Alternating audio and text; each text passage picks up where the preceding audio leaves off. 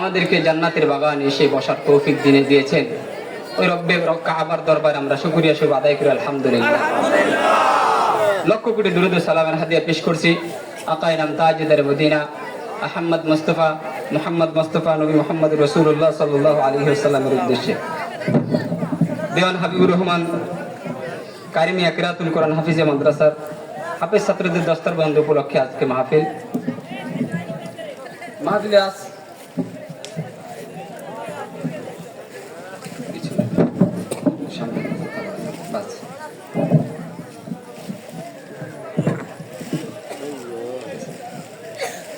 আজ আমাদের মাহফিলের প্রধান অতিথি জনাব হযরত মাওলানা নিজামুল ইসলাম সাহেব, সিনিয়র মুহাদ্দিস সরমানাই কামিল মাদ্রাসা।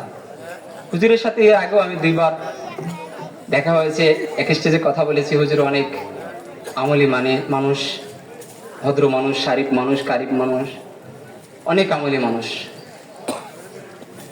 হুজুরে আমাদের এলাকায় মেহমান হয়ে আসছে, যাতে কোনো রকমের কষ্ট না হয় আমরা আদব রক্ষা করে ইনশাআল্লাহ বসবো। আল্লাহ রাব্বুল আলামিন হযরতের হায়াতের ভিতরে বারাকা দান করুক, সকলে বলে আমিন। আসলে একটা মাদ্রাসা থাকা, একটা মাদ্রাসা হওয়া, এটা যে কত বড় সৌভাগ্যের ব্যাপার, এটা কত বড় সৌভাগ্যের ব্যাপার। আমরা অনেকে এটাকে বোঝা মনে করি, বলছে এই এখানে একটা হয়েছে, ওখানে একটা হয়েছে, কিভাবে চলবে? হওয়া উচিত প্রত্যেকটা ঘরে ঘরে একটা করে মাদ্রাসা, কি বলেন? প্রত্যেকটা ঘরে ঘরে এক একটা মাদ্রাসা হওয়া উচিত। অবশ্যই হয়ে যেত, আমাদের মা বোন যারা আছেন তারা যদি কোরআনুল কারিমে পারদর্শী হয়ে যেত, তাহলেই কেবল প্রত্যেকটা ঘরে ঘরে একটা করে মাদ্রাসা প্রতিষ্ঠিত হতো, ঠিক না? কিন্তু আমাদের মা বোন বলতে বা আমরা যারা আছি, আমরা এরকম পর্যায়ে চলে গেছি, কোরআনুল কারিমের সাথে আমাদের কোনো সম্পর্ক নাই। কোরআনুল কারিমের সাথে আমাদের কোনো সম্পর্ক নেই। আহা, সাহাবীদের জীবনী পড়েন, সাহাবীদের জীবনী পড়েন, তাদের জীবনটা কি ছিল। এই জন্য আমরা যারা বসছি খামোশ হয়ে যাই। জান্নাতের বাগানে কোরআন হাদিসের আলোচনা চলাকালীন কথা বলা, এটা বেয়াদবি। আমার সাথে বেয়াদবি না, আমি তো আপনাদের ছেলে, কারো ভাই, কারো ভাতিজা। কিন্তু কোরআনুল কারীম, রাসূলুল্লাহ সাল্লাল্লাহু আলাইহি ওয়াসাল্লাম হাদিসের মজলিসের সাথে বেয়াদবি, এটা না করি, আমরা খামোশ হয়ে যাই। আমরা এই ভরপুর সুন্দর একটা মাজমায় বসছি, জান্নাতি পরিবেশে বসছি, সওয়াব কামাই করার জন্য আসছি, আমাদের গুনাহ না হয়ে যায়। যেমন আমাদের এলাকার মসজিদগুলোতে কি হয়, জুমার দিন আলোচনা যখন চলতে থাকে তখন অনেকেই কথা বলি, খুতবা যখন চলতে থাকে তখন অনেকেই কথা বলি, বুঝতে চেষ্টা করি না। আরে ভাই, খুতবা শোনা তো ওয়াজিব, খুতবা শোনা কি ওয়াজিব। আপনি জুমার মসজিদে ঢুকছেন, সপ্তাহে একদিন আসেন, বেশি অনেক এরকম আছে সপ্তাহে একদিন মসজিদে আসেন, জুমার মসজিদের বয়ান চলতেছে আপনি কথা বলতেছেন, খুতবা চলতেছে আপনি কথা বলতেছেন। খুতবা চলাকালীন অবস্থায় কোন রকমের কথা বলা কি হারাম? শুধু নিষেধ না, হারাম। কি বলেন? হারাম। মুখস্থ করে দেন, খুতবা চলা অবস্থায় কোন রকমের কথা বলা হারাম, বলবেন না। ওয়াজিব তরক করলেন তো গুনাহগার হলেন, আসছেন সওয়াব কামাই করার জন্য, কেন গুনাহ কামাই করবেন? ঢাকা শহরে এগুলা খুব কম হয়, কিন্তু আমাদের গ্রাম অঞ্চলে মাশাআল্লাহ আমিও নেতা, বাপেও নেতা, ছেলেও নেতা, নাতিও নেতা, নাতির ঘরের পুতিও নেতা, কি ঠিক না? এজন্য আমরা কথা না বলি, আমরা একজন আরেকজনকে সম্মান দিব। যাই হোক, আলোচনা শুরু করি। লা ইন শাকারতুম লা আযীদান্নাকুম ওয়া লা ইন কাফারতুম ইন আযাবি লাশাদীদ। আল্লাহ বলেছেন, বান্দা তোমরা যদি আমি আল্লাহর নিয়ামতের শুকরিয়া আদায় করো, তাহলে আমি আল্লাহ তোমাদেরকে নিয়ামত আরো বাড়িয়ে দেব। বলেন সুবহানাল্লাহ। ওয়া লা ইন কাফারতুম ইন আযাবি লাশাদীদ। আর তোমরা যদি কুফরি করো, অকৃতজ্ঞ হও, তাহলে জেনে রাখো তোমাদের জন্য রেখেছি ভয়াবহ কঠিন শাস্তি, ভয়াবহ কঠিন শাস্তি। আল্লাহ রাব্বুল আলামিন কত বলতেছেন অন্য আয়াতে, কত নিয়ামত বান্দা ভোগ করতেছো। ওয়া ইন তা'আদ্দু নি'মাতাল্লাহি লা তুহসুহা। বান্দা, এই দুনিয়ার ভিতরে যত সাগর, মহাসাগর, উপসাগর আছে, এই সাগরগুলোকে যদি, সাগরের পানিকে যদি কালি বানানো হয়, দুনিয়ার ভিতরে গাছপাতা, তরুলতা, বৃক্ষ যা কিছু আছে এগুলোকে যদি কলম বানানো হয়, আর জিন আর মানুষ জাতি মিলে যদি আল্লাহর নিয়ামতের গণনা লেখা শুরু করে দেয়, লিখতে লিখতে কলম শেষ হয়ে যাবে, এরপরে কালি শেষ হয়ে যাবে, কলম অচল হয়ে যাবে, লেখকরা দুর্বল হয়ে যাবে, কিন্তু আমি আল্লাহর নিয়ামতের গণনা লেখে শেষ করা যাবে না। তো আরেকবার বলি আলহামদুলিল্লাহ। আল্লাহ আল্লাহ আমাদেরকে কত নিয়ামত দিয়ে রেখেছেন। নিয়ামতের কদর করি, নিয়ামতের কদর করি। এই জন্য নবীজি সাল্লাল্লাহু আলাইহি ওয়াসাল্লাম হাদিসের ভিতরে বলছেন যে বান্দা, তুমি যখন সুস্থ আছো, সুস্থ থাকা অবস্থায় তুমি সুস্থতাকে মূল্যায়ন করো অসুস্থতা আসার আগে। অসুস্থতা আসার আগে কি করতে বলছে? সুস্থতাকে মূল্যায়ন করতে বলছে। ব্যস্ততা আসার আগে অবসর সময়কে তুমি মূল্যায়ন করো। ব্যস্ততা আসার আগে অবসর সময়কে কি করো? মূল্যায়ন করো। দরিদ্রতা আসার আগে, দরিদ্রতা আসার আগে সচ্ছলতাকে মূল্যায়ন করো। মৃত্যু আসার আগে, মৃত্যু আসার আগে তোমার হায়াতকে মূল্যায়ন করো। এই জন্য ভাই আমরা মূল্যায়ন করি। এই সময়টা পেয়েছি, এই সময়টা পেয়েছি, এটা আল্লাহ রাব্বুল আলামিন আমাদেরকে বোনাস দিয়েছেন। কি বলেন? তাই না? তাকে দেখেন আশপাশে, যখন আপনারা মজলিসে বসছেন তখন কবর থেকে একদল লোক আল্লাহ তাআলার কাছে পারমিশন চাচ্ছে। আল্লাহ, ওই যে দেওয়ান হাবিবুর রহমান কিরাতুল কোরআন কারিমে মাদ্রাসার মাহফিল শুরু হয়েছে, একটু সুযোগ দেন মালিক গো, একটু সুযোগ দেন, সোজা জান্নাতের বাগানে বসবো, কোরআন হাদিসের আলোচনা শুনবো, ওলামায়ে কেরামের চেহারার দিকে চাতক পাখির মতো তাকায় থাকবো। ও আল্লাহ একটু সুযোগ দেন। তাকায় দেখেন, কেউ বা বাবাকে কবরে রেখে আসছেন, কেউ বা মাকে কবরে রেখে আসছেন, কেউ বা ভাইকে কবরে রেখে আসছেন, কেউ বা চাচাকে কবরে রেখে আসছেন। ডানে বামে তাকায় দেখেন কবর থেকে একজন উঠে আসতে পেরেছে কিনা। ও ভাই, কবরের লোকগুলো আল্লাহকে ডাক দিয়ে বললেন, আল্লাহ কারিমিয়া কিরাতুল কোরআন মাদ্রাসার মাহফিল শুরু হয়ে গেছে, কিছুক্ষণ পরে হাফেজ ছাত্রদেরকে দস্তরবন্দি করবে, পাগড়ি পরাবে, পুরা কোরআনুল কারীম মুখস্থ করে ফেলছে, এই আল্লাহর ওলিদেরকে পাগড়ি পরানো হবে। বাবা, চারটেখানি ব্যাপার নয় কোরআনুল কারীম মুখস্থ করা। এই সিনাকে আল্লাহ রাব্বুল আলামিন যদি কবুল না করে, জীবনে কোনোদিন বান্দা কোরআনুল কারীম মুখস্থ করতে পারে না। এই সিনা আল্লাহ তাআলা কবুল করতে হয়। এ ভাই, সিনা যদি কবুল না হয়, কোরআনুল কারীম মুখস্থ করা যায় না, আলেম হওয়া যায় না। আপনি চাইলে ডাক্তার হতে পারবেন, ইঞ্জিনিয়ার হতে পারবেন, ব্যারিস্টার হতে পারবেন, উকিল হতে পারবেন, ওকালতি করতে পারবেন, মাস্টারি করতে পারবেন, কিন্তু কোরআনুল কারীম এমন একটা জিনিস, এই কোরআনুল কারীম আল্লাহ রাব্বুল আলামিন যেই সিনাকে পছন্দ না করেন, ওই সিনার ভিতরে কোনোদিন দেন না। যার সিনা আল্লাহ পছন্দ করেন, তার ভিতরে আল্লাহ তাআলা কোরআনুল কারীমের এই ইলম দেন। ছোট্ট একটা एग्जांपल পেশ করি। আমাদের স্বর্ণ অলংকার, টাকা পয়সা, এগুলো আমরা যার তার কাছে রাখি না। যাদেরকে আমরা বিশ্বাস না করি, মনে হয় যে এই লোকটা ভালো না। ভলান্টিয়ার কারা আছেন পাশে, এই পাশে, এই বাচ্চাগুলোকে একটু দূরে সরায় দেন।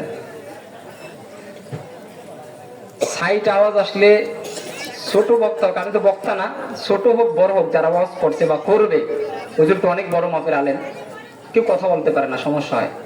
এই জন্য একটু মেহেরবানি করে এদেরকে সরায় দেন। যারা সামনে দাঁড়ায় আছেন চলে আসেন, ভিতরে আসেন। কি বলতেছিলাম যে আল্লাহুম্মা সাল্লি আলা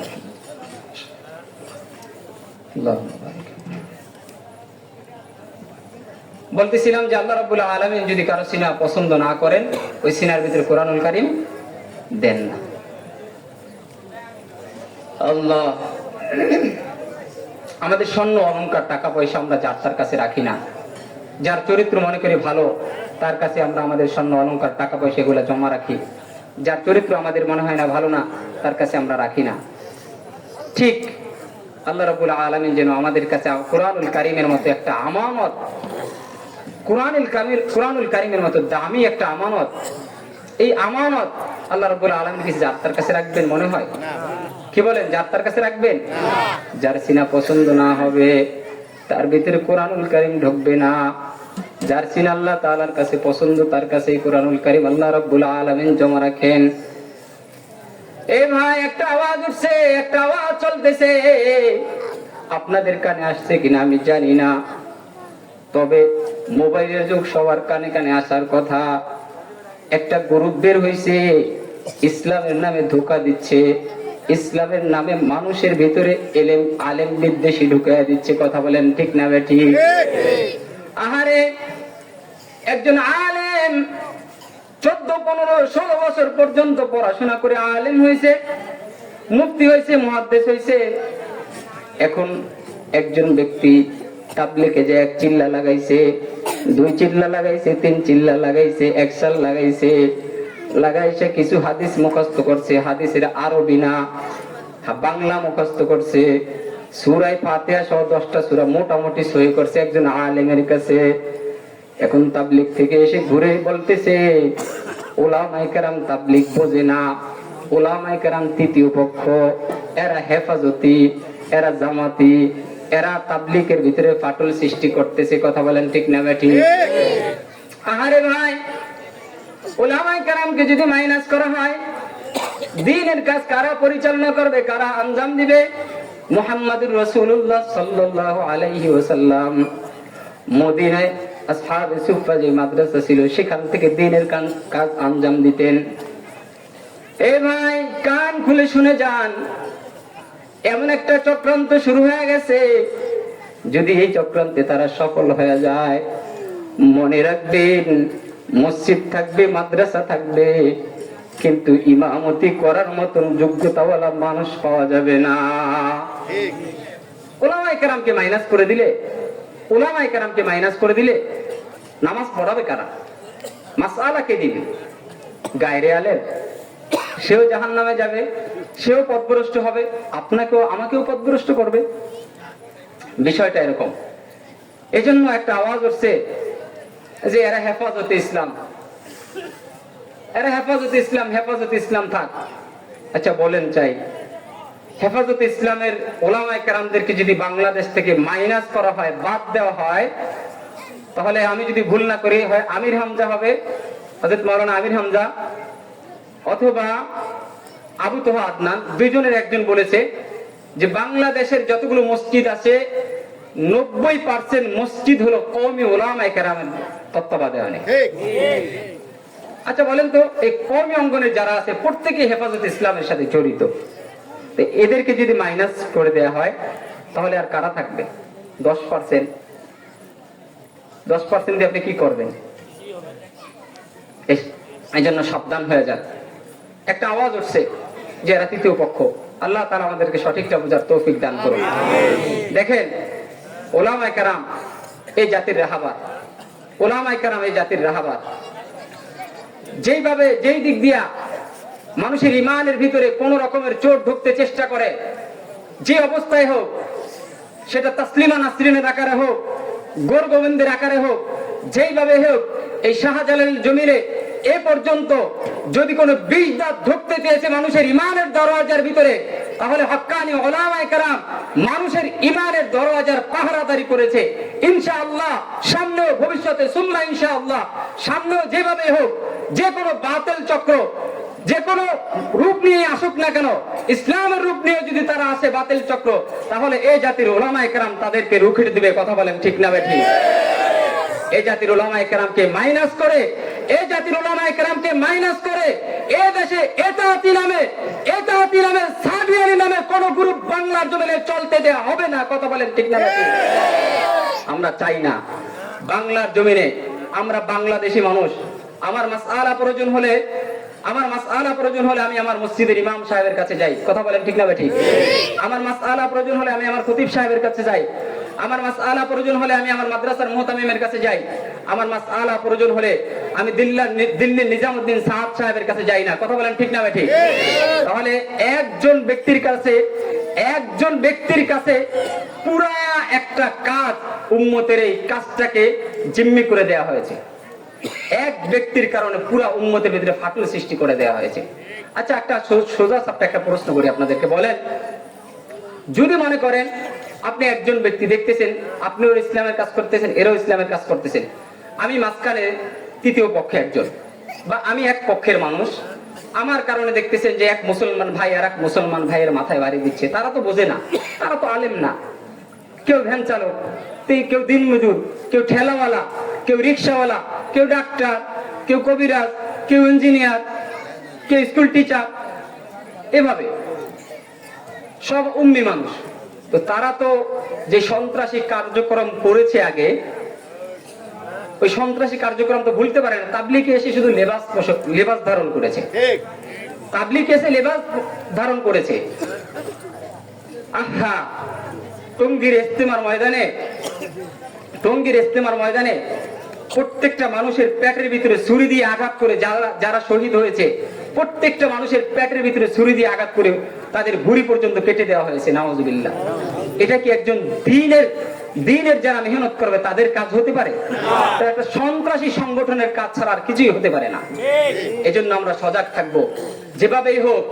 যেভাবেই হোক আমাদের বাংলার জমিনে কোন ইহুদি খ্রিস্টানের বীজ দাঁত রোপণ করতে দেয়া যাবে। প্রস্তুত আছেন তো ইনশাআল্লাহ? ওলামায়ে কেরামদের সাথে থাকবেন তো ইনশাআল্লাহ? নারে তাকবীর, নারে তাকবীর। ওলামায়ে কেরাম যেদিকে আছে আমরা এইদিকে থাকবো ইনশাআল্লাহ।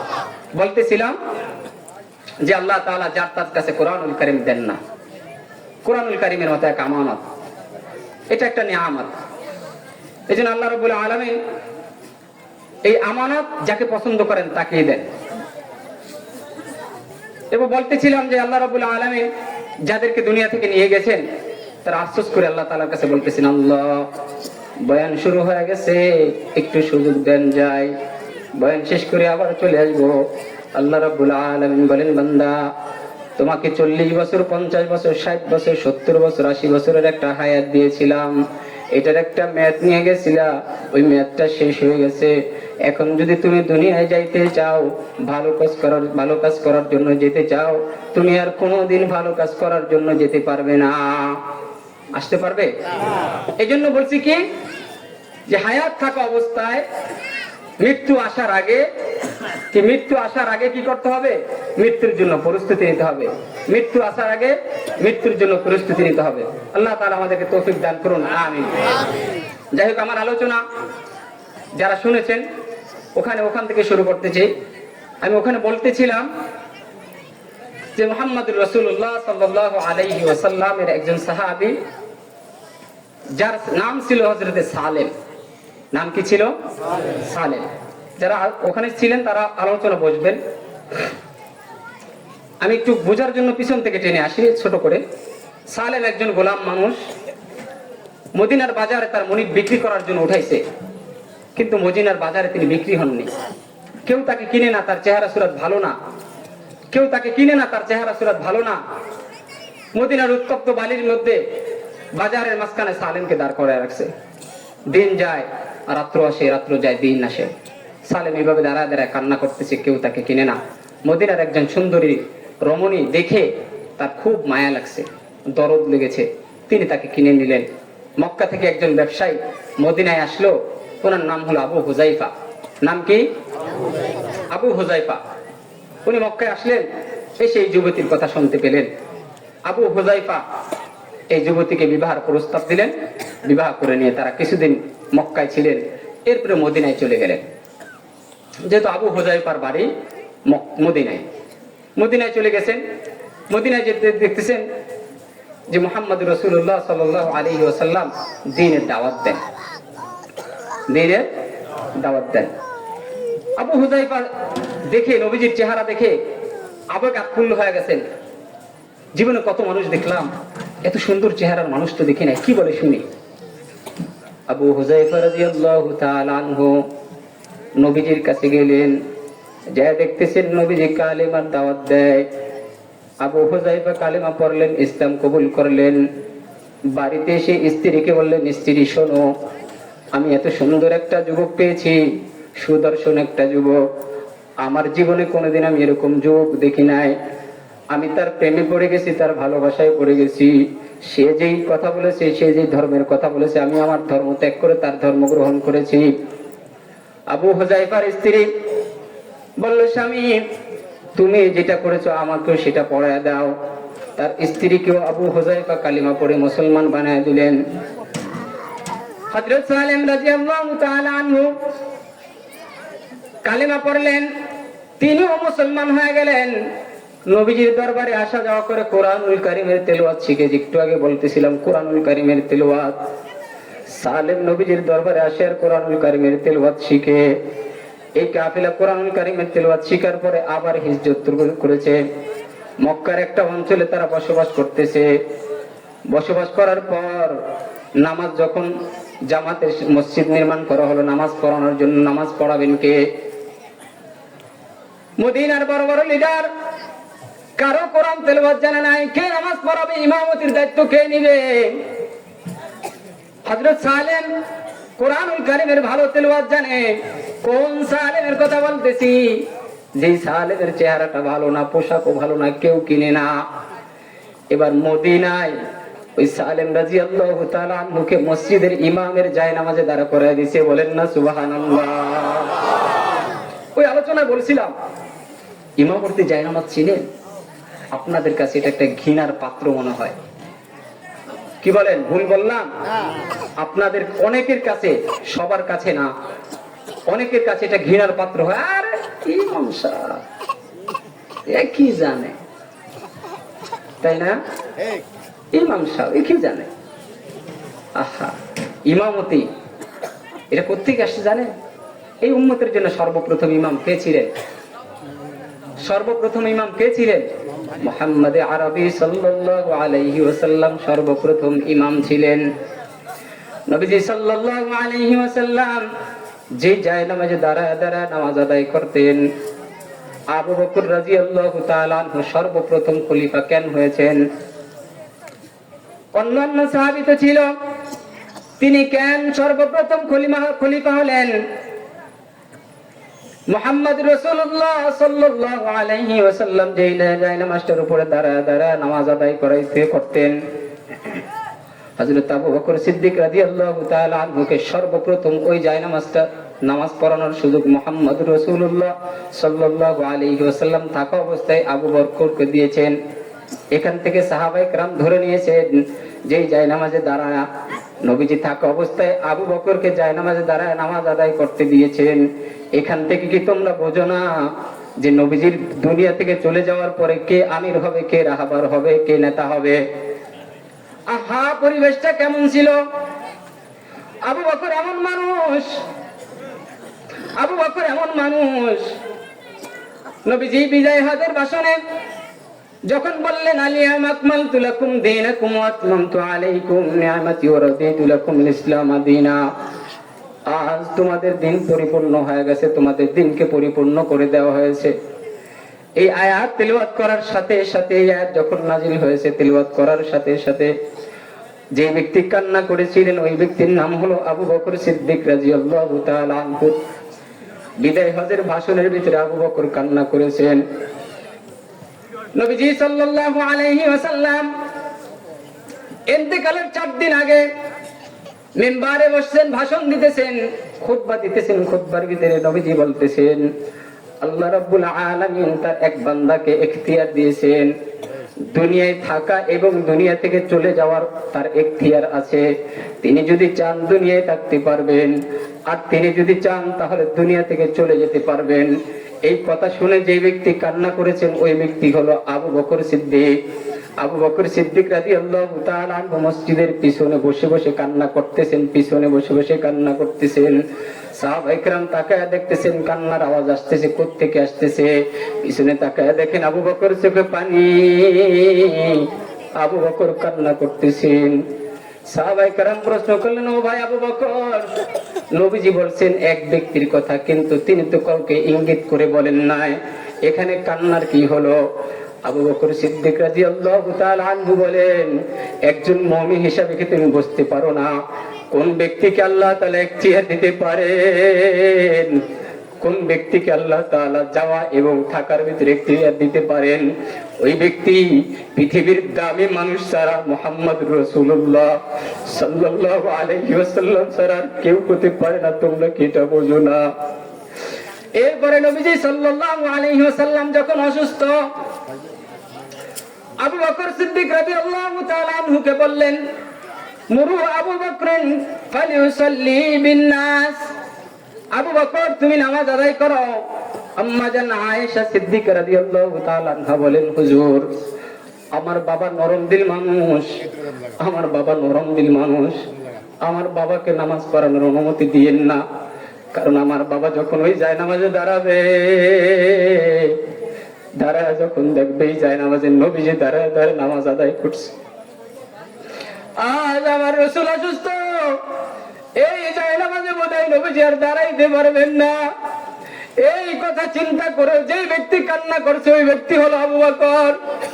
আম্মা জান আয়েশা বললেন, হুজুর আমার বাবাকে আপনি এই দায়িত্বটা দিয়েন না। এবার যখন আবু বকর নামাজে যাইতে দেরি করলেন, হযরত ওমর রাদিয়াল্লাহু তাআলা আনহুকে যায় নামাজে দাঁড়া করাইলেন। নবীজি সাল্লাল্লাহু আলাইহি ওয়াসাল্লাম বললেন, এই যায় নামাজে আবু বকর ছাড়া আর আজকে কেউ নামাজ পড়াইতে পারবেন না। বলেন না সুবহানাল্লাহ। নবীজি দুনিয়া থেকে চলে গেলেন, সাহাবায়ে কেরাম শোকে পাথর হয়ে গেছেন, কাতর হয়ে গেছেন, সবার চোখে পানি, কারো কোনো আওয়াজ নাই, শুধু কান্না আর কান্না। একটুখানি দিলের ভিতরে গেঁথে নেন, দিলের কানটা দিয়ে একটু শুনে যান। ও ভাই, নিজের বাবা চলে গেলে কতটা কষ্ট হয়, নিজের মা চলে গেলে কতটা কষ্ট হয়, নিজের স্ত্রী চলে গেলে কতটা কষ্ট হয়, নিজের সন্তান দুনিয়া থেকে বিদায় নিলে কতটা কষ্ট হয়, নিজের ভাই দুনিয়া থেকে বিদায় নিলে কতটা কষ্ট হয়। এর থেকে কোটি কোটি গুণ বেশি কষ্ট সাহাবায়ে কেরামদের ছিল। কেন ছিল? যেই নবীকে সৃষ্টি না করলে আসমান জমিন পাহাড় পর্বত লৌহ কলম আল্লাহ রাব্বুল আলামিন আমাদেরকে কিছুই সৃষ্টি করতেন না।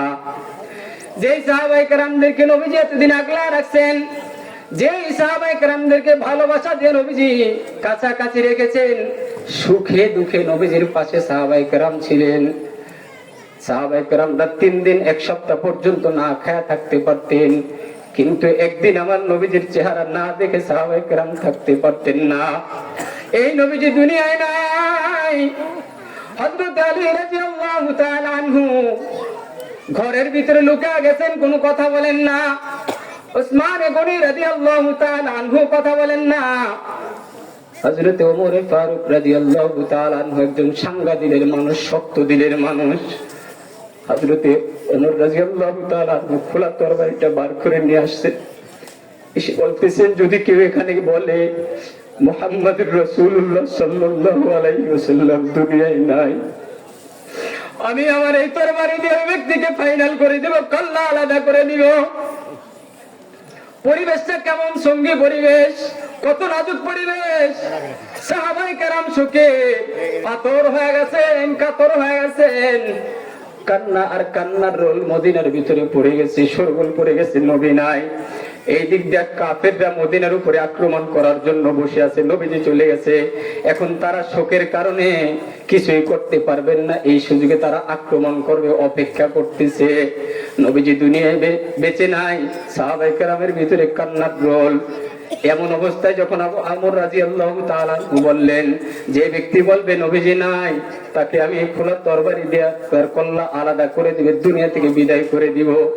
এই কথা শোনার পরে আবু বকর সিদ্দিক রাদিয়াল্লাহু তাআলা আনহু চিন্তা করেন, একটু চিন্তা করেন নবীজির মায়া তাদের অন্তরে কেমন ছিল। এখান থেকে একটু আরেকটা জায়গায় নিয়ে যায়, তাহলে বিষয়টা বুঝতে পারবেন। নবীজির পাল্লব পুত্র হযরতে যায়েদ রাদিয়াল্লাহু তাআলা আনহুর জীবনীটা পড়েন। হযরত যায়েদ রাদিয়াল্লাহু তাআলা আনহু, ওনাদের বাড়ি ছিল ইয়ামেন শহর। কোথায় ছিল? ইয়ামেন শহরে। ইয়ামেন শহরে ডাকাত পড়লো। ডাকাত পড়ে হযরত যায়েদ রাদিয়াল্লাহু তাআলা আনহুকে ইয়ামেন থেকে ডাকাতরা নিয়ে আসলো, মদিনার লোকাজের বাজারে বিক্রি করে দিল। হযরত যায়েদ রাদিয়াল্লাহু তাআলা আনহু এইভাবে হাত বদল হতে হতে আম্মাজান খাদিজা রাদিয়াল্লাহু তাআলা আনহার ঘরে আসলেন। আম্মাজান খাদিজা রাদিয়াল্লাহু তাআলা আনহা হযরত যায়েদ রাদিয়াল্লাহু তাআলা আনহুকে নবীজির কাছে হাদিয়া দিলেন। নবীজি সাল্লাল্লাহু আলাইহি ওয়াসাল্লাম হযরত যায়েদ রাদিয়াল্লাহু তাআলা আনহুকে আযাদ করে দিলেন। এবার যায়েদ রাদিয়াল্লাহু তাআলা আনহুর বাবা মরুভূমিতে চষে বেড়াইছেন। জায়েদের বাবা অনেক বড় লোক ছিল, ধনী মানুষ ছিল, টাকা পয়সাওয়ালা ছিল। জায়েদের বাবা মদিনার ভিতরে চষে বেড়াইছেন জায়েদের খোঁজের জন্য। কোথায় সন্তান, আদরের দুলালী সন্তানকে খুঁজে পায় না। দায় জায়েদের বাবা কান্না করতে করতে অস্থির।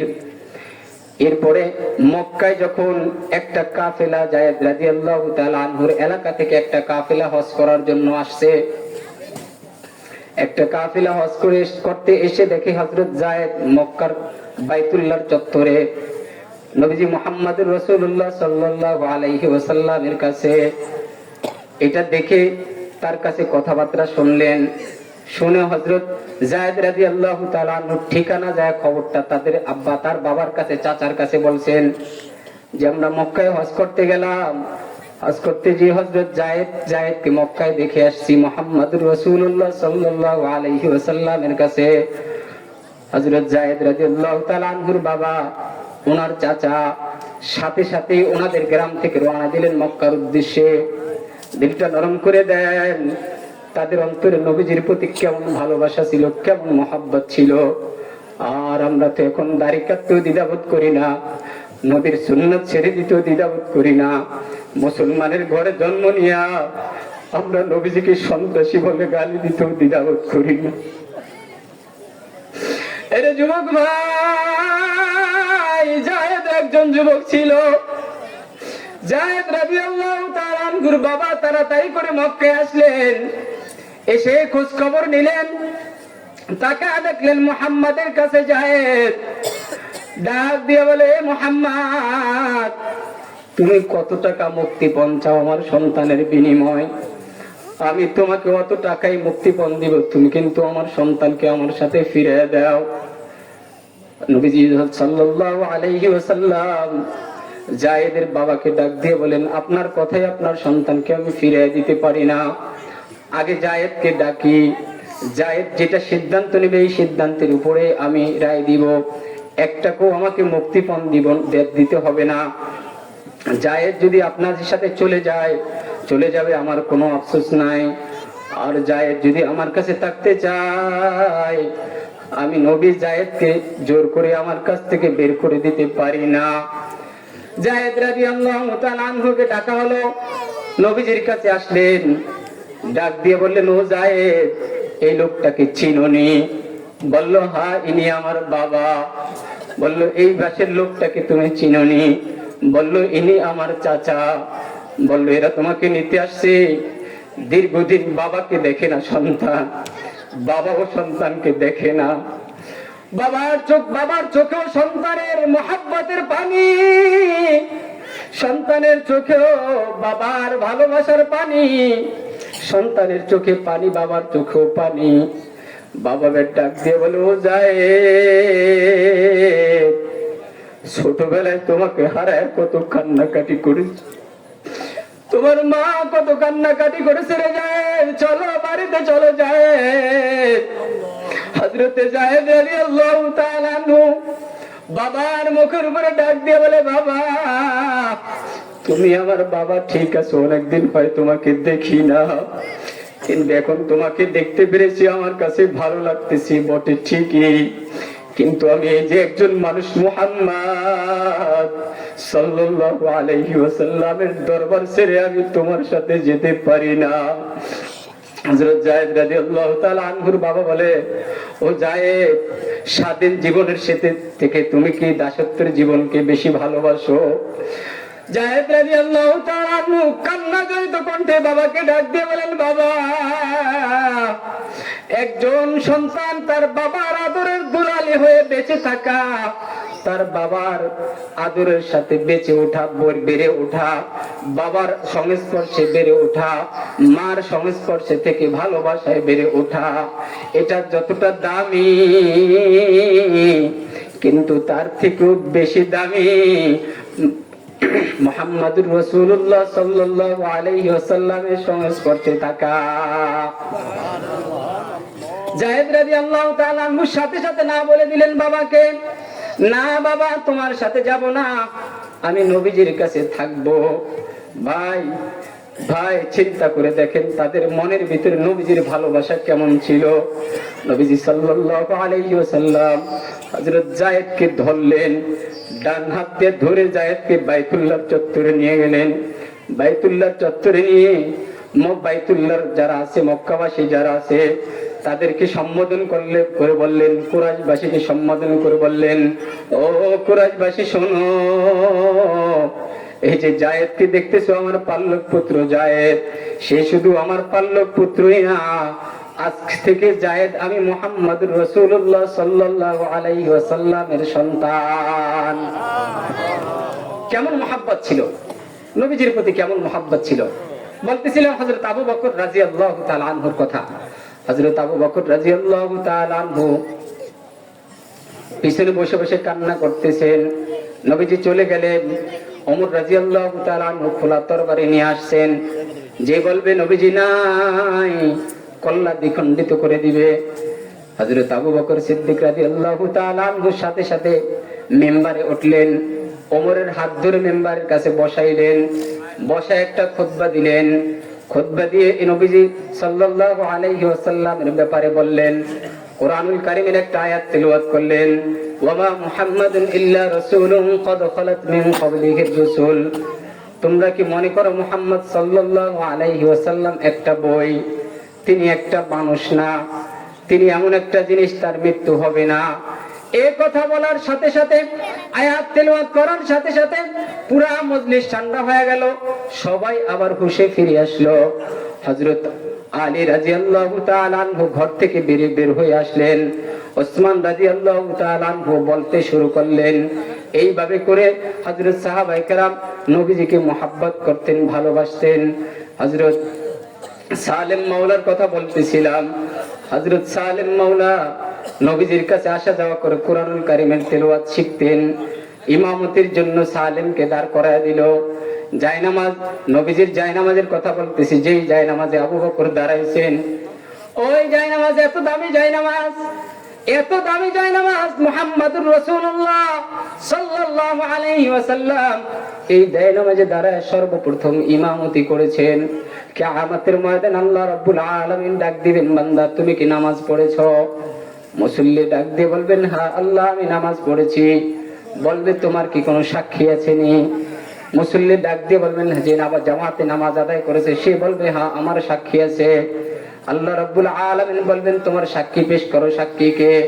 যে ব্যক্তি ইমামের পিছনে জামাতে নামাজ আদায় করেছেন, ওই ব্যক্তির ডাক দিয়ে বলবেন, আমার সাক্ষী আমার ইমাম। সাক্ষীকে? ইমাম। যাকে দিয়ে তুচ্ছ তাচ্ছিল্য করতেছেন, এই ইমাম সাহেব, বাদ দেন এর কথা, এগো খায়ালা কাম নাই। পরের বাড়ি খায়, মসজিদে ঘুমায়, ঠিক না? ঠিক। পরের বাড়ি খায়, মসজিদে ঘুমায়, আর ইমাম সাহেব এগো কোন স্ট্যাটাস আছে নাকি? অথচ মুহাম্মদুর রাসূলুল্লাহ সাল্লাল্লাহু আলাইহি ওয়াসাল্লামের স্ট্যাটাস কোথায় ছিল? নিম্নমানের না পৃথিবীর সর্ব উত্তম স্ট্যাটাস ছিল?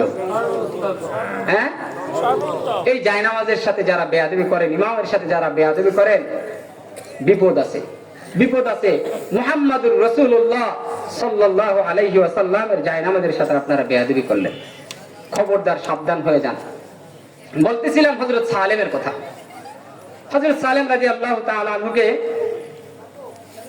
ইমামতির জায়নামাজে দাঁড় করায় দিয়েছে কে বলেন তো? কোরআনুল কারীমের তেলাওয়াত। সালেমকে কে জায়নামাজে দাঁড় করিয়ে দিয়েছে? কোরআনুল কারীমের তেলাওয়াত। এই তেলাওয়াত থেকে আমরা দূরে। আর দুই একটা ঘটনা বলবো হুজুর আসার আগে। আবু বকর সিদ্দিক রাদিয়াল্লাহু তাআলা আনহু, আবু বকর সিদ্দিক রাদিয়াল্লাহু তাআলা আনহু একদিন মক্কা থেকে বিছানাপত্র গোছায়া গোছ করে বের হয়ে চলে যাচ্ছেন। বারকুল দিমাগ নামক স্থানে যখন যান, তখন মদিনার একজন লিডার, যার নাম ছিল ইবনে দাগুন্না। নাম কি ছিল? ইবনে দাগুন্না। দাগুন্নার সাথে দেখা। আবু বকরকে ডাক দিয়ে বলেন, আইনা আসবাহাকা ইয়া আবু বকর, কোথায় যাও? আবু বকর ডাক দিয়ে বলেন, আমি মক্কা ছেড়ে দিয়েছি, মক্কা আর থাকবো না। মক্কার কাফেররা আমার উপরে জুলুম নির্যাতন করে, আমার উপর অত্যাচার করে, আমি আর মক্কায় থাকতে চাই না। বলার সাথে সাথে ইবনে দাগুন্না আবু বকরের হাত ধরলেন, ধরে বললেন, হে আবু বকর, তোমার মতো ভালো মানুষ হয় না, তুমি মক্কা থেকে চলে যাইবা এটা হতে পারে না, চলো মক্কায় চলো, আমি তোমার জিম্মাদার হব। আবু বকরকে মক্কায় নিয়ে আসলেন। মক্কায় নিয়ে এসে ইবনে দুগুন্না মক্কার চত্বরে মক্কার লিডারদেরকে ডাকলেন, মক্কার সব কাফেরদেরকে ডাকলেন, আবু জাহেলকেও ডাকলেন। আবু জাহেল মজলিসে ছিল, ডাক দিয়ে বলতেছেন, আমি ইবনে দুগুন্না আর আমার পুরা কওম, আমার পুরা গোত্র, আমি রক্তে হাত দিয়ে শপথ করতেছি, আমি ইবনে দুগুন্না আবু বকরের নিরাপত্তা দিলাম মক্কায়।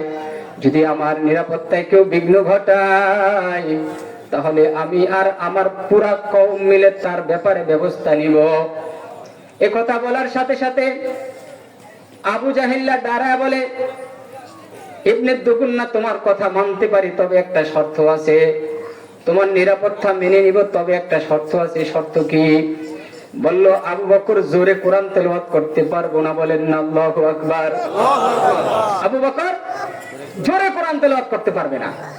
বলছে, আবু বকর যদি জোরে কোরআন তেলাওয়াত করেন, তাহলে আমার এই সন্তান, আমাদের সন্তানরা যদি এই তেলাওয়াত শুনে, আমাদের সন্তানরা মুসলমান হয়ে যাবে, আমাদের স্ত্রীরা শুনলে তারাও মুসলমান হয়ে যাবে। আবু বকর জোরে কোরআন তেলাওয়াত করতে পারবে না।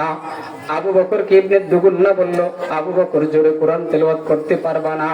ঠিক আছে, কিছুদিন পর্যন্ত আবু বকর মক্কায় ছিলেন, জোরে জোরে কোরআন তেলাওয়াত করতেন না, আস্তে আস্তে করতেন। আবু বকরের দিলে শান্তি পায় না, মন শান্তি নাই, ভালো লাগে না। এবার আবু বকর চিন্তা করলেন, না না না, আমি আর আস্তে আস্তে কোরআন তেলাওয়াত করব না। এবার জোরে জোরে কোরআন তেলাওয়াত শুরু করে দিলেন। আবার আবু জাহেল্লাটা সহকারে সবটি আসছে, এসে বলতেছে, এই দুগুন্না, আবু বকর জোরে জোরে কোরআন তেলাওয়াত করে, আমাদের সন্তানরা বিধর্মী হয়ে যাবে। আবু জাহেল, আবু বকরকে নিষেধ করো। আবু বকরকে যখন বলা হলো, আবু বকর জোরে কোরআন তেলাওয়াত করতে পারবা না, আবু বকর বলে, ইবনে দুগুন্না, তোমার নিরাপত্তা তুমি উঠে নাও, আমি জোরে জোরে কোরআন তেলাওয়াত করব, তাছাড়া আমি আমার দিলে শান্তি পাই না। আহা, কোরআনুল কারীমের তেলাওয়াত, কোরআনুল কারীমের তেলাওয়াত। আল কোরআন হুজ্জাতুল্লাহ আও হুজ্জাতুন আলাইহি। কোরআনুল কারীম কারো পক্ষের সুপারিশ হবে, কারো বিপক্ষের সুপারিশ হবে। কোরআনুল কারীম কারো পক্ষের সুপারিশ হবে, কারো বিপক্ষের সুপারিশ হবে। মদিনার একজন, মক্কার একজন নেতা মক্কায় আসলেন হজ করার জন্য। এসে উনি তেহামা গোত্রের সর্দার, উনি আসলেন, এসে মক্কায় হজ করবেন। মক্কার লিডাররা বিভিন্ন জায়গায় ওনাকে আটকালেন, আটকায় বললেন, মুহাম্মদ রাসূলুল্লাহ সাল্লাল্লাহু আলাইহি ওয়াসাল্লামের কথা শোনা যাবে না, মুহাম্মাদের কথা শোনা যাবে না। ওই পরিমাণে নবীজির বিরুদ্ধে বললেন। ওই লোকটা কানের ভিতরে তুলা দিতে বাধ্য হয়েছে। কি দিতে বাধ্য হয়েছে? নবীজির ব্যাপারে এই পরিমাণে বিশুদ্ধগার করলেন। সকালবেলা ওনাকে জামাই আদরে আপ্যায়ন করলো মক্কার নেতারা। সকালবেলা উনি হজ করার জন্য বের হয়েছেন, তাওয়াফ করার জন্য বের হয়েছেন। ঢাকা বের হয়ে দেখতেছেন নবীজি সাল্লাল্লাহু আলাইহি ওয়াসাল্লাম নামাজ পড়তেছেন। কি পড়তেছেন? নামাজ পড়তেছেন। উনি তাকে দেখলেন, উনি একজন কবি মানুষ ছিলেন। উনি একজন কবি মানুষ ছিলেন। উনি তাকে দেখতেছেন যে আমরা যেভাবে ইবাদত করি, এই লোকটা তো এইভাবে ইবাদত করে না, ইবাদতের ধরন ভিন্ন। উনি নাম ছিল তুফাইল ইবনে আমর আত-তাউসি। নাম ছিল কি? তুফাইল ইবনে আমর আত-তাউসি, তিহামা গোত্রের সর্দার। উনি আসলেন মক্কায়, বাইতুল্লাহ চত্বরে আসলেন, মুহাম্মাদের কাছে গেলেন, যা দেখলেন নবীজি তিলাওয়াত করতেছেন, কুল আউযু বিরাব্বিল ফালাক মিন শাররি মা খালাক ওয়া মিন শাররি গাসিকিন ইযা ওয়াকাব ওয়া মিন শাররিন নাফাসাতি ফিল উকাদ ওয়া মিন শাররি হাসিদিন ইযা হাসাদ কুল আউযু বিরাব্বিন নাস মালিকিন নাস ইলাহিন নাস মিন শাররিল ওয়াসওয়াসিল খান্নাস আল্লাযী ইউওয়াসওয়িসু ফি সুদুরিন নাস মিনাল জিন্নাতি ওয়ান নাস। তিন তিলাওয়াত শুনলেন। তিলাওয়াত শুনে কান থেকে তুলা সরাইলেন। তুলা সরাইয়া বলেন, আজিজ আলাইয়া ইয়া মুহাম্মদ, আজিজ আলাইয়া ইয়া মুহাম্মদ, তুমি যে ইসলামের দাওয়াত দাও, এই ইসলামটা আমাকে একটু বুঝাও। বলল যে চলো আমার ঘরে চলো। তুফাইল ইবনে আমর আত-তাউসিকে নবীজি ঘরে নিয়ে গেলেন, ইসলামের কথা বললেন। ইসলামের কথা বললেন। তুফাইল ইবনে আমর আত-তাউসি রাদিয়াল্লাহু তাআলা আনহু তাকায় দেখতেছেন নবীজি দরদর করে চোখের পানি পড়তেছে। তোফায়েল ইবনে আমর আত-তাওসি বলতেছেন, ইয়া মুহাম্মদ, তুমি যে কালেমার দাওয়াত দাও, তুমি যে ইসলামের দাওয়াত দাও, আমাদের ওই কালেমা পড়ায় দাও। বলেন না সুবহানাল্লাহ। কারণ কি? কুরআনুল কারীমের তেলাওয়াত। কারণ কি? কুরআনুল কারীমের তেলাওয়াত। নবীজি সাল্লাল্লাহু আলাইহি ওয়াসাল্লাম মদিনায় যাওয়ার আগে যেই কাফেলা মদিনায় পাঠিয়েছেন, ওই কাফেলার ভিতরে যে সাহাবী ছিলেন, ওই সাহাবী দ্বীনের দাওয়াত দিতেন। ওই সাহাবী দ্বীনের দাওয়াত দিন, কোরআন তেলাওয়াত করতেন। এক মক্কার একজন লিডার এসে বলতেছে, এই আপনারা কোত্থেকে আসছেন, কি বলতেছেন, এভাবে বলা যাবে না। উনি বলতেছেন, সাহাবী বলতেছেন যে ভাই এইভাবে বললে তো আর হবে না, আপনি আমার কথা কিছুক্ষণ শোনেন, আপনার যদি ভালো লাগে আপনি আমারটা মানবেন, আর যে আপনার ভালো না লাগে তাহলে আপনি যেটা বলবেন সেটাই শুনবো, আপনি যেটা বলবেন সেটাই শুনবো। তো এই সাহাবী ওনাকে ঘরে নিয়ে গেলেন, নিয়ে বসাইলেন। সাহাবী পিছনে হাত ঘুরে এভাবে ট্যাক লাগায় বসলেন, বসে কোরআনুল কারীমের তেলাওয়াত শুরু করে দিলেন। কোরআনুল কারীমের তেলাওয়াত শুরু করে দিলেন। কোরআনুল কারীম তেলাওয়াত করতে করতে একটা পর্যায়ে সাহাবী তাকায় দেখতেছেন যে লোকটা আসছে বাধা দেওয়ার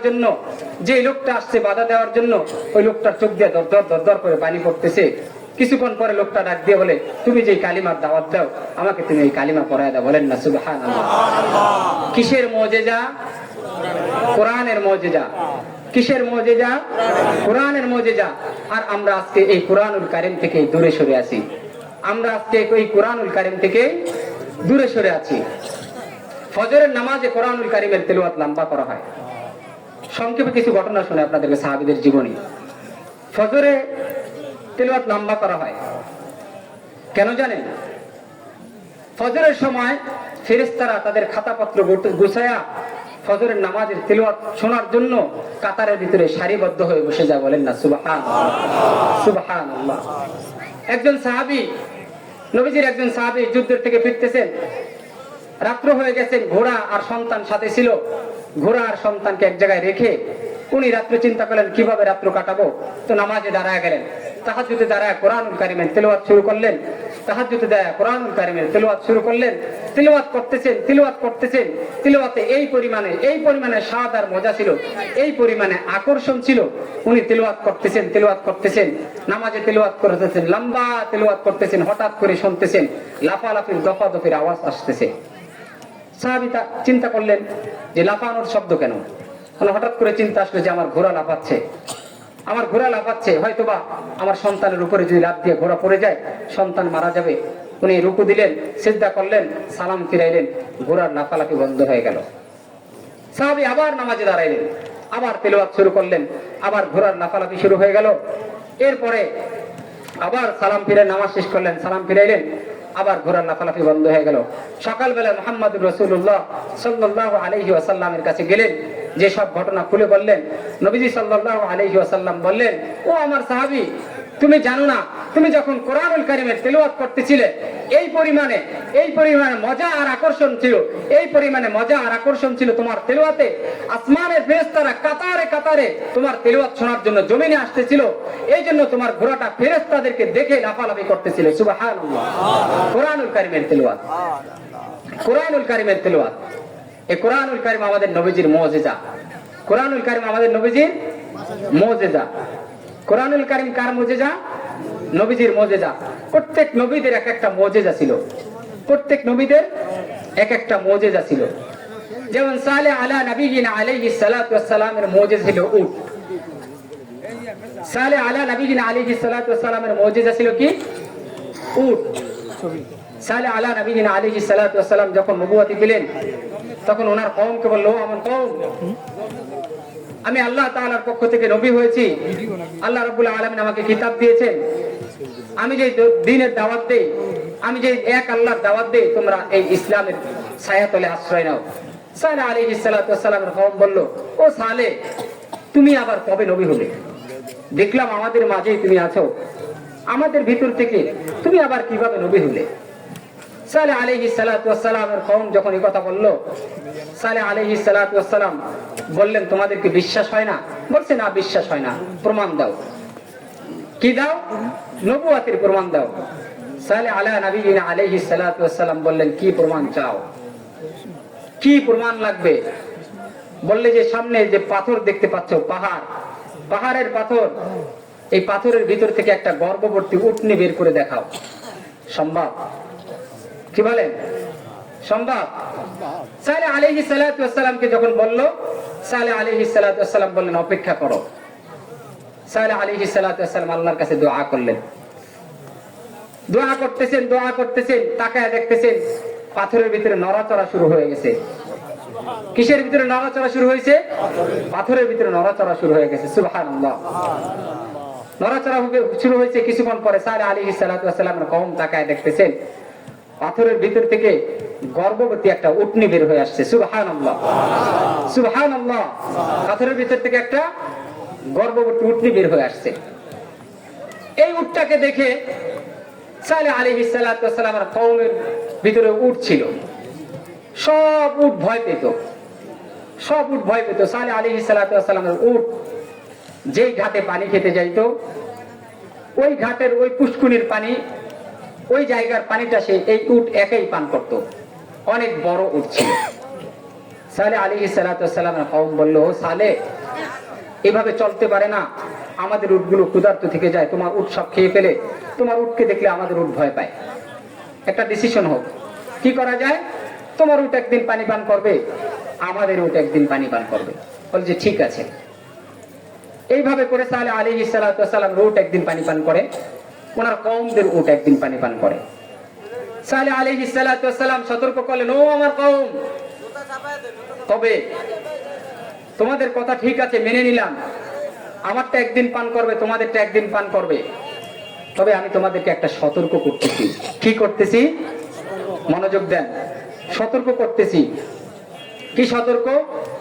এই যে উট দেখতে পাচ্ছ, এটা যেন তেন উট নয়, স্বাভাবিক উট নয়। এটা আমি যে নবী হয়েছি, নবীর পক্ষের দলিল, মুজিজা স্বরূপ আল্লাহ রাব্বুল আলামিন আমাকে উট দিয়েছেন। খবরদার, খবরদার, এই উটের সাথে তোমরা বেয়াদবি করবে না। সালেহ আলাইহিস সালাতু ওয়াস সালামের কওমকে সতর্ক করে দিল। আমিও আপনাদেরকে একটা সতর্ক করতে চাই আজকে, আমিও আপনাদেরকে একটা সতর্ক করতে চাই। মুহাম্মদুর রাসূলুল্লাহ সাল্লাল্লাহু আলাইহি ওয়াসাল্লামের, মুহাম্মদুর রাসূলুল্লাহ সাল্লাল্লাহু আলাইহি ওয়াসাল্লামের মুজিজার ভিতরে সবচেয়ে বড় মুজিজা কি? কোরআনুল কারীম। বলেন, সবচেয়ে বড় মুজিজা কি? কোরআনুল কারীম। কিছু কিছু নবীজির মুজিজা যেটা ছিল, সেটা নবীজির সাথেই ছিল, সেটা নবীজির সাথেই ছিল। যেমন একটা মুজিজার কথা বলি, সাহাবায়ে কেরাম যুদ্ধের ময়দান থেকে ফিরেছেন, পিপাসার্ত, পানি নাই, ক্লান্ত, ওযুর প্রয়োজন, খাবারের পানির প্রয়োজন, কারো কাছে পানি নেই, কারো কাছে পানি নেই। সাহাবায়ে কেরাম নবীজির কাছে দেখলেন একটা পাত্রের ভিতরে, চামড়ার একটা পাত্রের ভিতরে একটুখানি পানি আছে, অল্প একটু পানি। নবীজি এই পানিটা দিয়ে ওযু করলেন, একটুখানি পানি বাকি আছে। সাহাবায়ে কেরাম বললেন, ইয়া রাসূলুল্লাহ, কোথায় পানি নাই, আপনার কাছে একটু পানি আছে, আমরা এতগুলো মানুষ পানির পিপাসায় শেষ, ওযু করারও পানি নেই, কি করা যায়? নবীজি সাল্লাল্লাহু আলাইহি ওয়াসাল্লাম চামড়ার ওই পানির পাত্রের ভিতরে এভাবে হাত ঢুকায় দিলেন, হাত ঢুকায় দিলেন, সুবহানাল্লাহ বলার জন্য প্রস্তুতি নেন, হাত ঢুকায় দিলেন। আর হাত ঢুকানোর সাথে সাথে ওই চামড়ার পাত্রের ভিতরে নবীজির আঙ্গুল থেকে পানি বের হতে শুরু হলো। সুবহানাল্লাহ, সুবহানাল্লাহ। নবীজির হাত দিয়ে ঝর্ণা শুরু হয়ে গেল। সাহাবায়ে কেরামরা বললেন, আমরা সবাই ওযু করলাম, আমরা সবাই ওযু করলাম, পানি পান করলাম, কিন্তু এরপরে যখন নবীজি হাত উঠায় নিলেন, পাত্রের দিকে তাকায় দেখলাম যতটুকু পানি ছিল ততটুকু পানি এখন অবশিষ্ট আছে। সুবহানাল্লাহ। এটা কার মুজিজা? মুহাম্মদুর রাসূলুল্লাহ সাল্লাল্লাহু আলাইহি ওয়াসাল্লামের মুজিজা। সাহাবীকে প্রশ্ন করা হলো, সাহাবী, তোমরা কতজন মানুষ ওই দিন নবীজির ওই আঙ্গুল থেকে যে পানি বের হয়েছে ওখান থেকে পান করেছো, ওযু করেছো? সাহাবী বর্ণনা করতেছেন যে আমরা তখন 1500 মানুষ, 1500 মানুষ নবীজির ওই পাত্র থেকে পানি পান করেছি, ওযু করেছি। সুবহানাল্লাহ। একটু পানিও কমে নাই। সাহাবী বলতেছে শুধু 1500 নয়, শুধু 1500 নয়, 1500 নয়, যদি আমরা 1,00,000 মানুষ একসাথে ওযু করতাম, একসাথে পানি পান করতাম, তারপরও ওই পানির কোনো কমতি হতো না। সুবহানাল্লাহ। এটা ছিল নবীজির সাথের মুজিজা। নবীজি বলেন, নবীজির সাথের মুজিজা। এখন কি কেউ পাত্রের ভিতরে আঙ্গুল থেকে পানি বের হবে? বলেন না, পানি বের হবে আঙ্গুল থেকে? তবে যে মুজিজাটা এখনো দুনিয়ায় বিদ্যমান আছে সেটা কি? বলেন, সেটা কি? কোরআনুল কারীম। কোরআনুল কারীম, কোরআনুল কারীমকে যেরকম সম্মান করতে হয়, কোরআনুল কারীমকে যেভাবে সম্মান করতে হয়, একজন হাফেজ আলেমকে এইভাবে সম্মান করতে হয়। একজন হাফেজ আলেমকে এইভাবে সম্মান করতে হয়। আমরা তো সম্মান করি না, আমরা তো সম্মান করি না। সালেহ আলাইহিস সালাতু ওয়াস সালাম সালেহ আলাইহিস সালাতু ওয়াস সালাম কওমকে সতর্ক করেছে, ও আমার কওম, তোমাদেরকে সতর্ক করতেছি, এই উট আমি নবীর পক্ষের মুজিজা, খবরদার এটার সাথে বেয়াদবি করবা না। যদি তোমরা বেয়াদবি করো তাহলে আল্লাহ রাব্বুল আলামিন তোমাদেরকে নিস্তার দিবেন না, তোমাদেরকে আল্লাহ তাআলা নিস্তার দিবেন না, আল্লাহ তাআলা রেহাই দিবেন না। কিন্তু সতর্ক শুনলো না সালেহ আলাইহিস সালাতু ওয়াস সালামের কওম। সালেহ আলাইহিস সালাতু ওয়াস সালামের কওম সতর্ক শুনলো না। ফাআকরুহা, কেটে দিয়েছে পাও, হত্যা করেছে উট। সালেহ আলাইহিস সালাতু ওয়াস সালামের কওম যখন, সালেহ আলাইহিস সালাতু ওয়াস সালামের কওম যখন তার মুজিজার সঙ্গে বেয়াদবি করলো, আল্লাহ রাব্বুল আলামিন বললেন, এই জিবরাইল, আপনি যান দুনিয়াতে, যেই জাতি আমার নবীর সাথে তার মুজিজার সাথে বেয়াদবি করেছে, ওই জাতিকে আমি আর দুনিয়ায় টিকিয়ে রাখতে চাই না, ওই জাতিকে আমি দুনিয়া থেকে বিদায় করে দিতে চাই। জিবরাইল আসলেন, ইন কানাতিল্লাহ সাইহাতান, এসে চিৎকার দিলেন। এক চিৎকারে সালেহ আলাইহিস সালাতু ওয়াস সালামের জাতি সমুদায় সব শেষ হয়ে গেল। নাউজুবিল্লাহ। এজন্য আমি আপনাদেরকে একটা সতর্ক করি যে কোরআনুল কারীম কার মুজিজা? বলেন, আবার বলেন, কোরআনুল কারীম কার মুজিজা? নবীর মুজিজা। চলে গেছে না আছে? কোরআনুল কারীমের মুজিজা চলে গেছে না আছে? আছে। কোরআনুল কারীমের মুজিজা, বললাম কোরআনুল কারীম যেভাবে সম্মান করতে হয়, একজন আলেমকে ওইভাবে সম্মান করতে হয়। কিন্তু আমরা কোরআনুল কারীম বুকে জড়াই, চুমু খাই, একজন আলেম দেখলে আমরা সম্মান করি না। আরে ওই আলেমকে তো আরো বেশি সম্মান করা উচিত ছিল, ওই আলেমকে তো আরো বেশি সম্মান করা উচিত ছিল। এজন্য আসুন আমরা হাফেজ আলেম যারা আছে তাদেরকে আমরা মোহাব্বত করি, তাদেরকে আমরা বুকে জড়ায় নেই। আর একটা কথা বলো, এখানে অনেক মানুষ পাবেন, অনেক মানুষ আছেন আপনারা যারা কোরআনুল কারীমের তিলাওয়াত করতে জানেন না, কোরআনুল কারীমের তিলাওয়াত করতে জানেন না। এই কথাটা আমি কয়েকবার বলেছি, আগের আলোচনায় আমি বলেছি, ওয়াকালা রাসূল ইয়া রাব ইন্না কওমি ইত্তাখাযু হাযাল কুরআন মাহজুরা। কিয়ামতের ময়দানে আল্লাহ রাব্বুল আলামিনের সামনে নবীজি সাল্লাল্লাহু আলাইহি ওয়াসাল্লাম আমাদের পক্ষে সুপারিশ করবেন, আমাদের বিপক্ষে সুপারিশ করবেন। কোরআনুল কারীম কারো পক্ষের সুপারিশ হবেন, কারো বিপক্ষের সুপারিশ হবেন। নবীজি ডাক দিয়ে বলবেন, ওয়াকালা রাসূল ইয়া রাব, হে আমার আল্লাহ, হে আমার রব, ইন্না কওমি ইত্তাখাযু হাযাল কুরআন মাহজুরা। এই আমার উম্মতরা কোরআনুল কারীম থেকে মুখ ফিরিয়ে নিছে। বাঁচার উপায় খুঁজে বের করেন, বাঁচার পথ খুঁজে বের করেন। কোরআনুল কারীম তো তিলাওয়াত করতে পারেনই না, কোরআনুল কারীম তো তিলাওয়াত করতে পারেনই না, কিন্তু একদিন কি এটাও মনে হয় নাই যে আহা কোরআনুল কারীম তিলাওয়াত করতে পারি না, কোরআনুল কারীমটাকে একটু বুকের সাথে লাগাই, একটু চোখে লাগাই, একটু চুমা খাই, কোরআনুল কারীমের হাফেজের মাথায় একটা চুমা খাই, কপালে একটা চুমা খাই, বুকের সাথে একটু জড়াই। আল্লাহ রাব্বুল আলামিন কিয়ামতের ময়দানে আল্লাহ তাআলার কাছে বলতে তো পারবো, আল্লাহ পড়তে পারি নাই কিন্তু কোরআনকে মহব্বত করেছি, হাফেজকে বুকের সাথে জড়াইছি, আলেমকে মহব্বত করছি, নিজে পড়তে পারি নাই, সন্তান আলেম বানাইছি, নিজে পড়তে পারি নাই, ছেলেকে আলেম বানাইছি, নাতিকে আলেম বানাইছি, আলেম বানাইতে পারি নাই। আল্লাহ মাদ্রাসার সাথে জড়িত ছিলাম, হাফেজ আলেমদেরকে মহব্বত করেছি, হাফেজ আলেমদেরকে মহব্বত করেছি। এই জন্য ভাই আসুন, নবীজি সাল্লাল্লাহু আলাইহি ওয়াসাল্লাম বলছেন, কুন আলিমান, তুমি আলেম হও, আও মুতাআল্লিমান, অথবা আলেমের ছাত্র হও, আও মুস্তামিআন, অথবা তুমি আলেমের কথা মনোযোগ দিয়ে শোনো, আও মুহিব্বান, অথবা তুমি আলেমকে মুহাব্বত করো। ওয়ালা তাকুনুল খামিসা ফাতাহলিক, খবরদার চারটার বেশি পঞ্চম নাম্বার হয়েও না, যদি পঞ্চম নাম্বার হয়ে যাও তাহলে তুমি ধরা খেয়ে যাবে। এখন যারা বলতেছেন, আওয়াজ তুলতেছেন যে ওলামায়ে কেরাম তাবলীগের কি, এরা তাবলীগ বোঝে না, তারা কত নাম্বারে আছে বলেন? কত নাম্বারে আছে? সতর্ক হয়ে যান, পঞ্চম নাম্বার হয়েন না। পঞ্চম নাম্বার হওয়া থেকে বিরত থাকেন। কিয়ামতের ময়দানে আল্লাহ তাআলা যদি জিজ্ঞেস করে কোরআন পড়তে পারো নাই, আলেমদেরকে মহাব্বত কি করতে পারো নাই, তখন আসামি হয়ে যাবেন। আল্লাহ তাআলা যে আলোচনাগুলো করলাম, ভুলগুলো আমার পক্ষ থেকে, যেগুলো সঠিক কথা বললাম আল্লাহর পক্ষ থেকে, সঠিকগুলো নিয়ে আল্লাহ রাব্বুল আলামিন ভুলগুলো আমাদেরকে ক্ষমা করে দেন। যে কথাগুলো বললাম আল্লাহ রাব্বুল আলামিন কথাগুলো আমল করার তৌফিক দান করুন। ওয়া মা তাওফীক ইল্লা বিল্লাহ। আসসালামু আলাইকুম ওয়া রাহমাতুল্লাহি ওয়া বারাকাতুহু।